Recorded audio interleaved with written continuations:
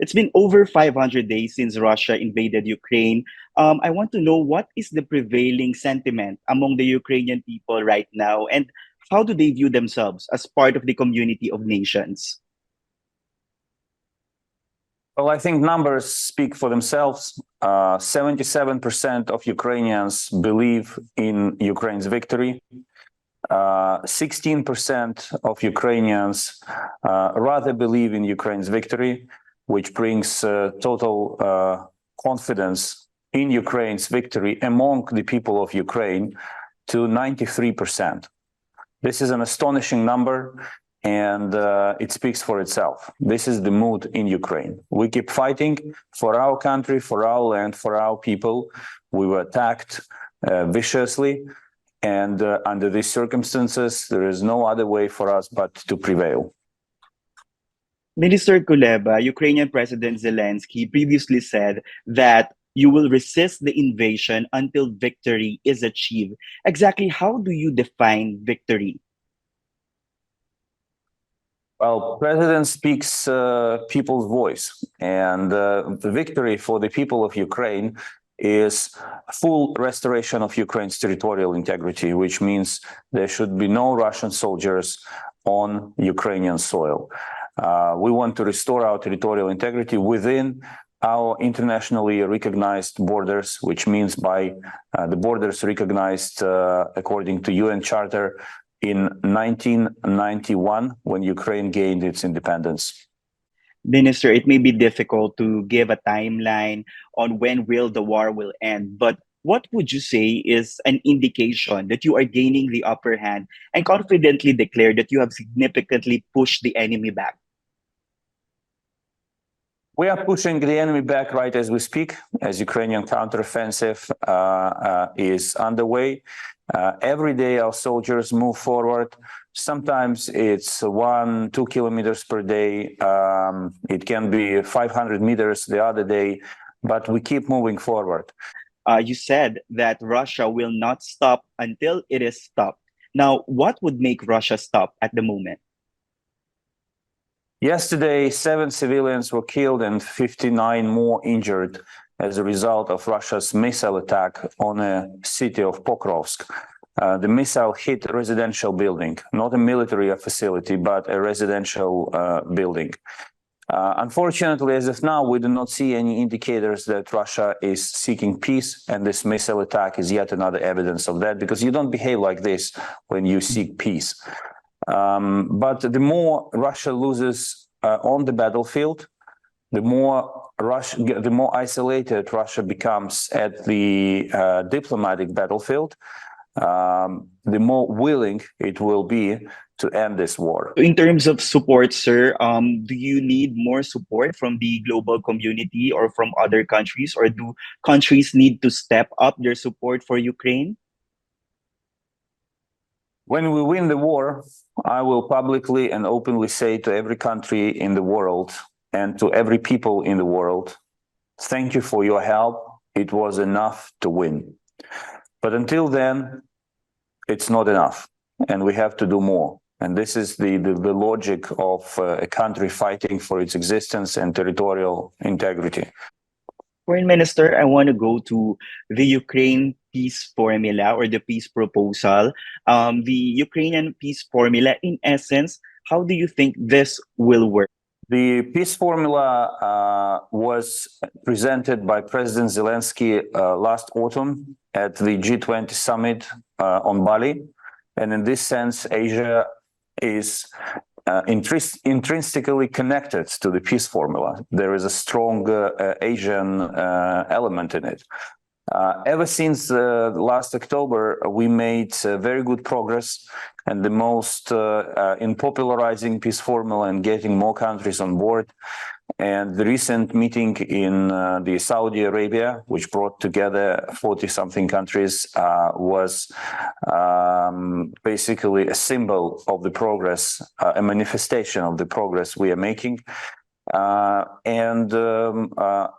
Countries who want to be at the forefront of international politics should be part of consultations related to the peace formula. So if you don't want to sit in the back, you have to be there. You have to take part in these meetings. You have to join this effort. And we deliberately designed peace formula in a way to allow countries to join certain elements of the peace formula and work specifically on the issues they are interested in. Kind of support do you think do you still need, for example, from ASEAN and smaller countries like the Philippines? What can we do to further help Ukraine's cause? Since I was appointed as Foreign Minister of Ukraine, my very first initiative was drafting an adoption of Ukraine's Asian strategy. And we made very good progress with ASEAN countries in particular.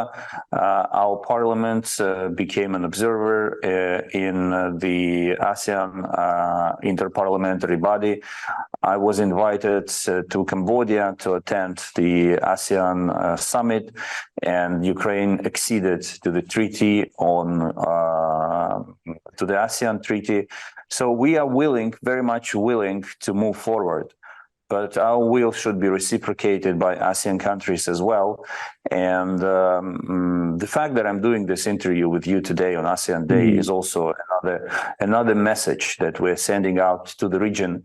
So the more doors, we are ready to enter as many doors as ASEAN countries are willing to open for us.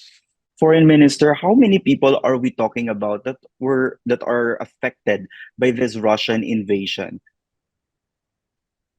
I cannot imagine any single family in Ukraine that would not be affected by the Russian invasion one way or another.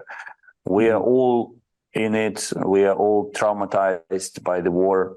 Someone lost a member of the family. Someone got injured, wounded in the war. Someone is traumatized by missile attacks because they're happening every day.